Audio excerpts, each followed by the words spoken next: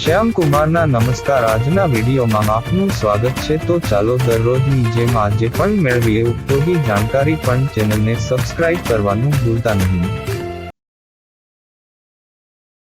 દેશમાં દરેક મહિનાની શરૂઆત ઘણા મોટા નાણાકીય ફેરફારો સાથે થાય છે અને નવા કર વર્ષ તરીકે શરૂ થતા આગામી મહિનાની પહેલી તારીખ એટલે કે 1 એપ્રિલ 2025 પણ ઘણા મોટા ફેરફારો સાથે શરૂ થવા જઈ રહી છે. માર્ચ મહિનો પૂરો થવાનો છે અને નવું કર વર્ષ શરૂ થવાનું છે. દર મહિનાની જેમ 1 એપ્રિલ 2025 પણ ઘણા મોટા ફેરફારો સાથે શરૂ થવા જઈ રહ્યું છે. 1 એપ્રિલથી નિયમ બદલાવ. આ ફેરફારો તમારા રસોડામાં વપરાતા એલપીજી સિલિન્ડરના ભાવથી લઈને તમારા બેંક ખાતા સુધી દરેક વસ્તુને અસર કરશે.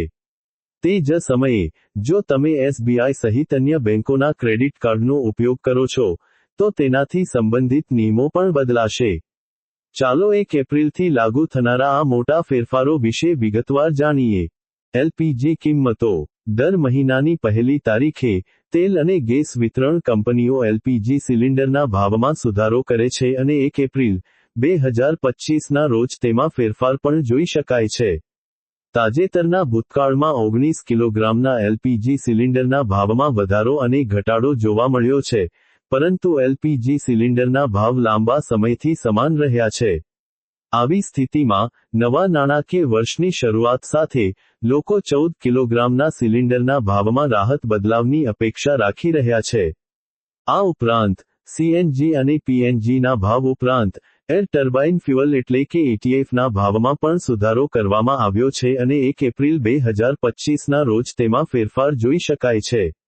સીએનજીના ભાવમાં વધઘટ તમારા વાહનના ખર્ચમાં વધારો કરશે અથવા રાહત આપશે, પરંતુ એટીએફના ભાવમાં વધારો હવાઈ મુસાફરી મોંઘી બનાવી શકે છે. ક્રેડિટ કાર્ડ નિયમો. 1 એપ્રિલ 2025મી, ક્રેડિટ કાર્ડના નિયમોમાં પણ ફેરફાર થઈ રહ્યા છે. ક્રેડિટ કાર્ડ નિયમ ફેરફાર, જે તેમના પર ઉપલબ્ધ રિવોર્ડ્સ અને અન્ય સુવિધાઓને અસર કરશે.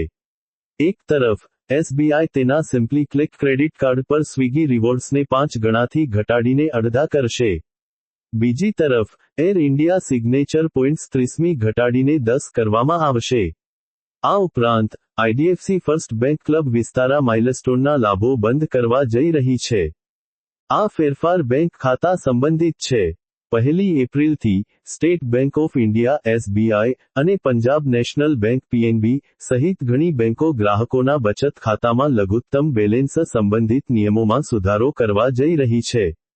બેંક ખાતાધારકના લઘુત્તમ બેલેન્સ માટે ક્ષેત્રવાર ધોરણે નવી મર્યાદા નક્કી કરશે અને જો ખાતામાં લઘુત્તમ બેલેન્સ ન હોય તો દંડ લાદવામાં આવી શકે છે.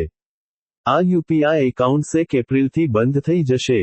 આગામી ફેરફાર યુપીઆઈ સંબંધિત છે અને લાંબા સમયથી સક્રિય ન હોય તેવા મોબાઈલ નંબરો સાથે જોડાયેલા યુપીઆઈ એકાઉન્ટ્સ બેંક રેકોર્ડમાંથી દૂર કરવામાં આવશે.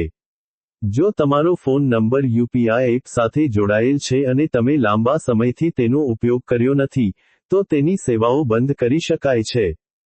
કર સંબંધિત ફેરફારો.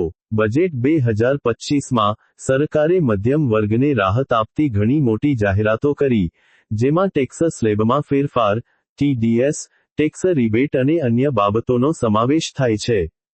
તે જ સમયે, જૂના આવકવેરા કાયદા 1961ના સ્થાને એક નવું આવકવેરા બિલ પ્રસ્તાવિત કરવામાં આવ્યું હતું. આ બધા ફેરફારો 1 એપ્રિલ 2025મી અમલમાં આવવા જઈ રહ્યા છે. નવા ટેક્સ સ્લેબ હેઠળ, વાર્ષિક 12 લાખ રૂપિયા સુધીની કમાણી કરનારા વ્યક્તિઓને કર ચૂકવવામાંથી મુક્તિ મળશે.